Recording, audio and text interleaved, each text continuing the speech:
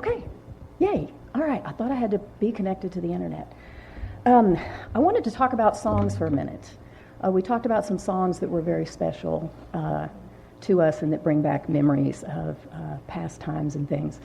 And my friend Renice is here. If you have not met her, she is an incredibly wonderful human being.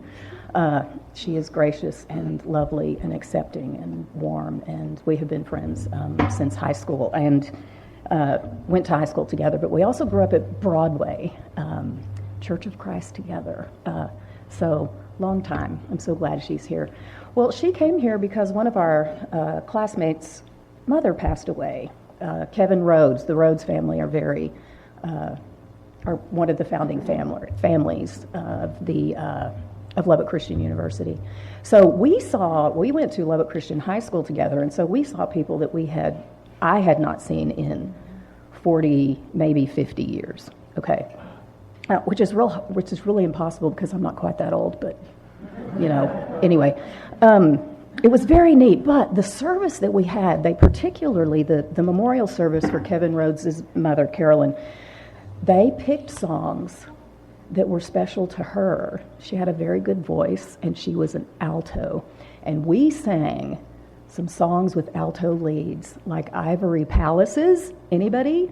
Out of the ivory palaces. That one. We sang that. I had not sang that in decades. It almost made me cry. What was another one that we sang, Renice? Do you remember? I Come to the Garden Alone. Yes, that one. Again, as a child, I remember thinking, I will remember that song forever. And we sang those songs, and then remembering Carolyn. Anyway, the power of music is amazing.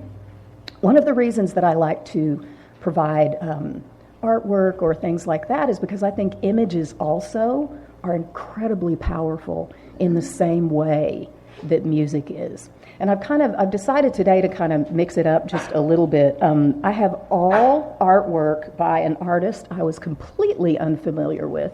I decided to use a more modern kind of palette for the artworks this time. Her name is Oriana Sage.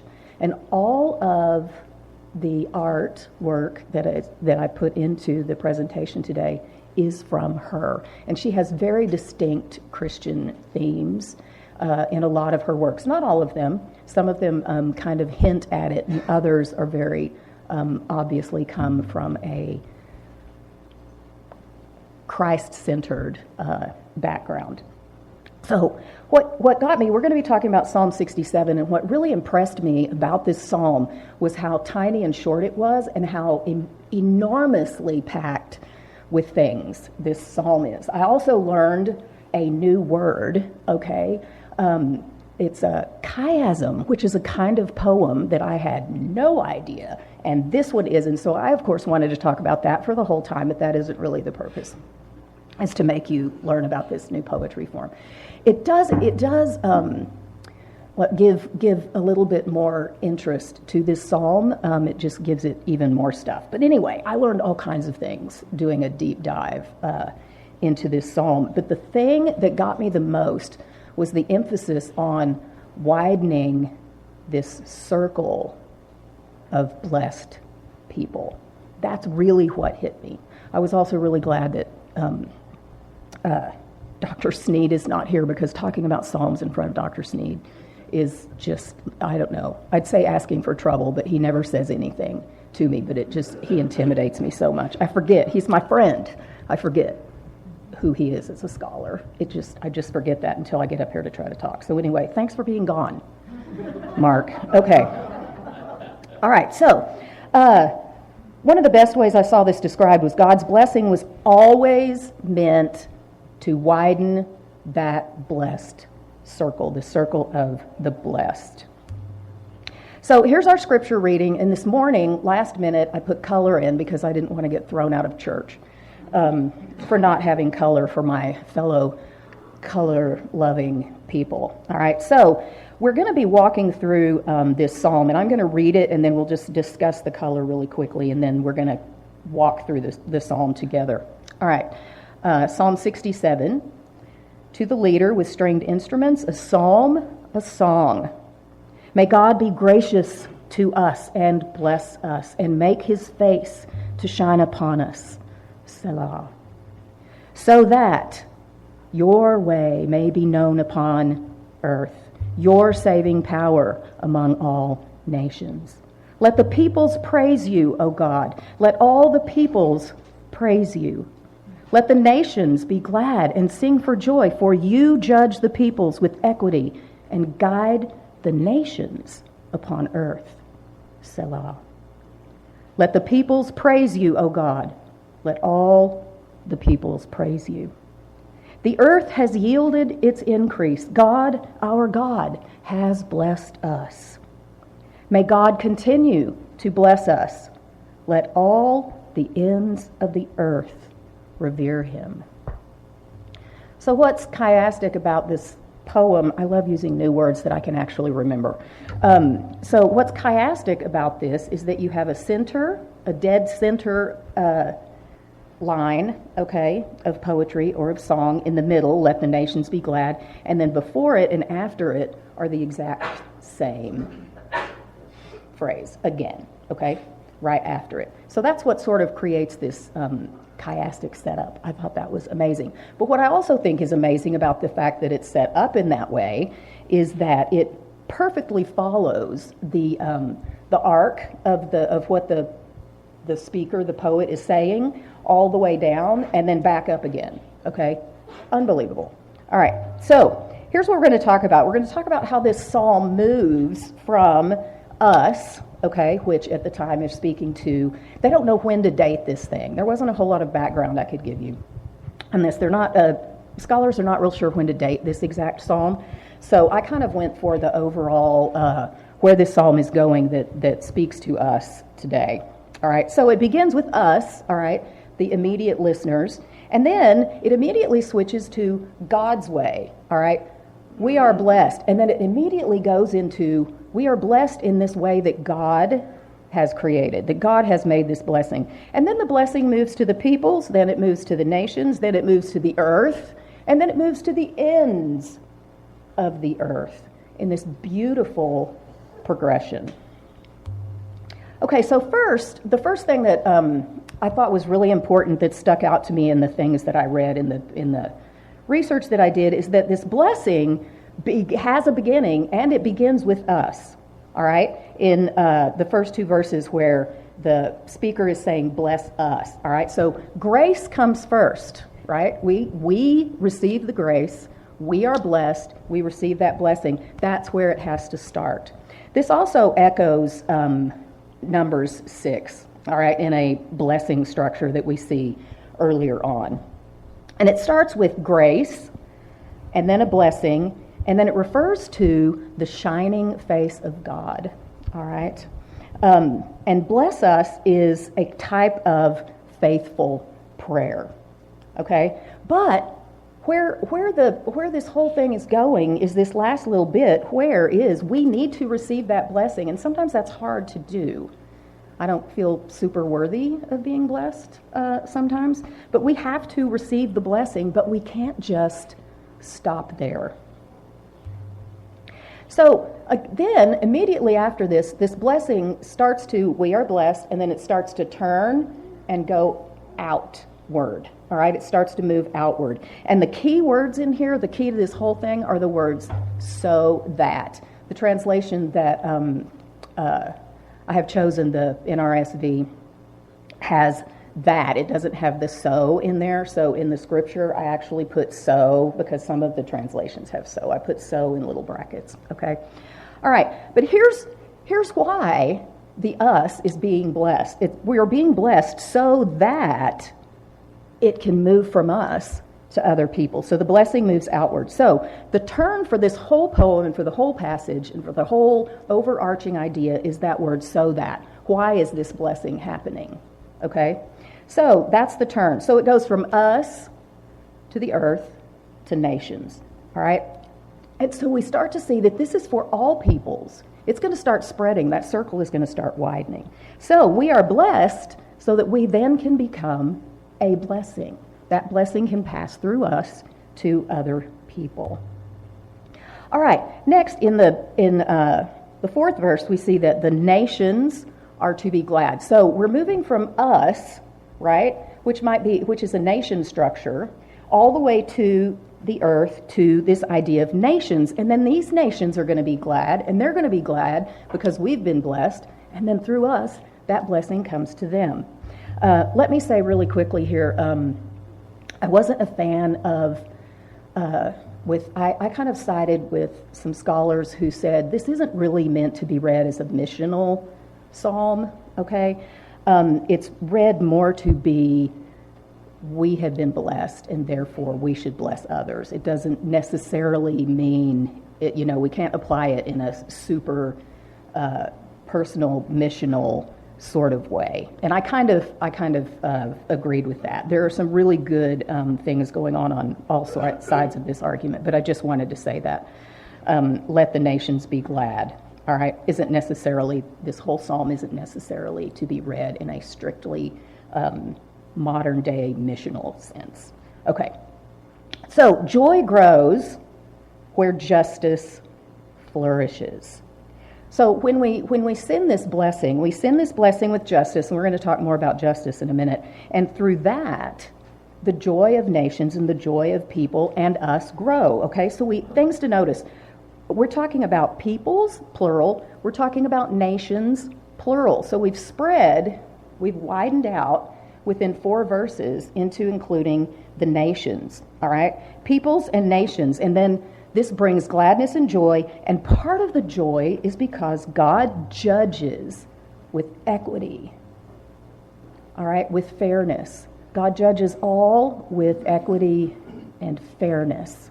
And that feels really good to me, that all people, including me, will be treated fairly, all right, with grace. Because remember, it starts with grace.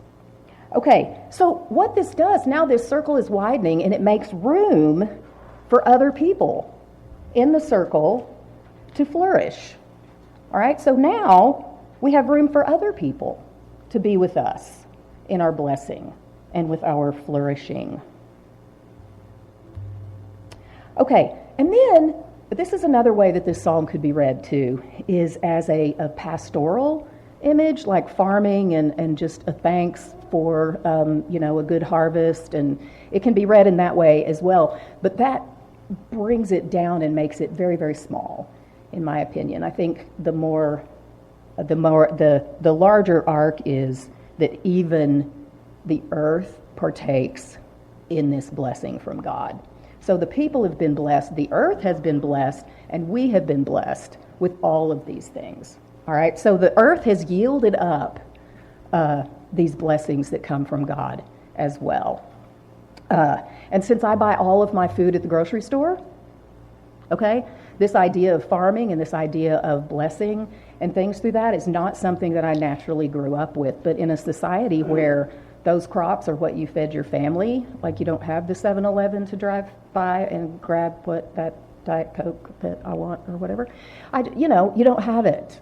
So for me, this is harder to read as agrarian than it is for me to read it in the big arc. But I do think that is very important, that even the produce from the earth is a blessing and receives this blessing from this just God.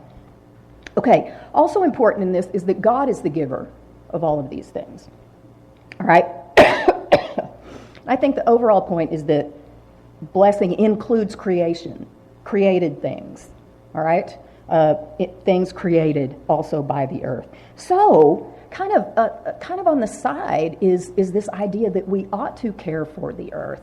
We ought to care for it. We ought to take care of it because it too is blessed by God, as are people, all right? And then with this widening circle is this idea of sharing, all right?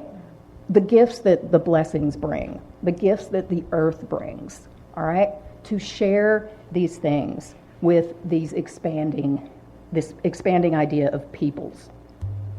Okay, and then this has been my favorite part of this psalm my whole life, to the ends of the earth. And I remember thinking, okay, that means the whole earth. I think it means even more than that. It means as far as our human brain can manage to imagine, that's how far that circle needs to go. All right, that circle of people who through us, through God, through the blessing given to us, can then be blessed by us.